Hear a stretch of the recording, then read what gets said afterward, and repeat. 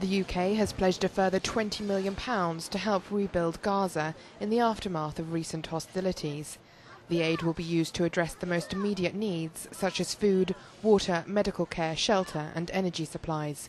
A possible total collapse of the public infrastructure is also a significant concern. Speaking from the House of Commons, International Development Secretary Douglas Alexander told press the immediate priorities and where aid had been allocated so far. Our immediate response is to try and alleviate the immense human suffering that is now being encountered within the Gaza Strip. That means providing basic food, basic water, basic provision of shelter, and at the same time providing the fuel which is vital for the hospitals and for the surgeries to be able to continue to operate. So there is a huge challenge ahead, both for the international community and for the population of Gaza. The announcement I made of £20 million on Sunday is a reflection of the urgency that we feel is necessary in the wake of this very significant loss of life and a great deal of human suffering. He went on to speak about the international community's responsibility to finding a longer-term resolution to the humanitarian crisis in the Middle East. We must continue the efforts that we have taken forward to alleviate human suffering, but a humanitarian response alone will never be sufficient.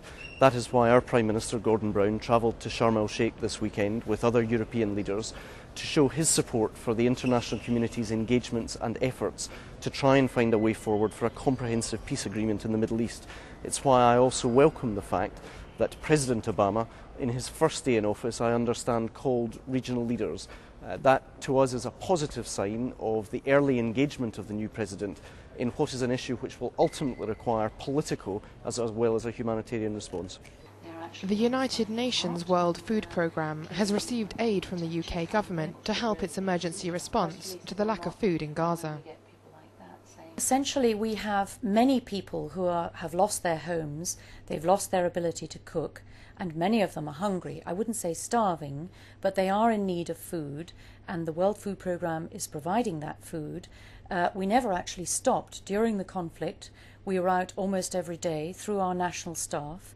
There are 14 of them, very brave people, who are assisting everybody by providing them with wheat flour, and now we're ramping things up by providing date bars and high energy biscuits. I think we are confident in the World Food Programme that most of the food is certainly getting to where it's needed most. I mean, we're talking about 365,000 people who are extremely vulnerable. They need our food assistance, and we have a very good monitoring system set up.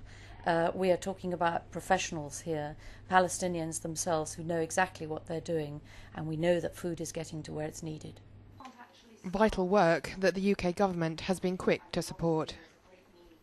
We're enormously grateful for the contributions from the UK government, which goes towards our £60 million appeal.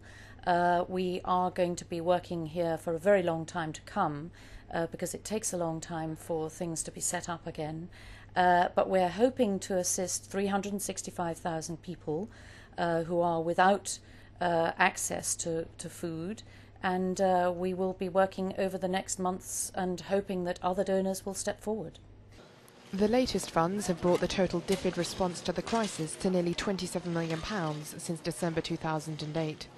Already money has been allocated to the Red Cross, the UN Relief and Works Gaza Flash Appeal and the Emergency Response Fund. This will be followed by post-conflict work to stabilise and rebuild Gaza's economy. We have, for a number of years, recognised the importance of supporting economic development within the Palestinian territories. If people have a job, if people have the opportunity to make a living, then they have a stronger stake in their society. That's why I travelled to Bethlehem in the West Bank to support efforts last year that were being made to stimulate the private sector economy within the Palestinian territories. And we've always recognised that economic development has a part to play in the comprehensive peace settlement that we all want to see. Through swift action and further fund allocations, the UK will make sure that aid reaches the people of Gaza quickly, meeting their most urgent needs.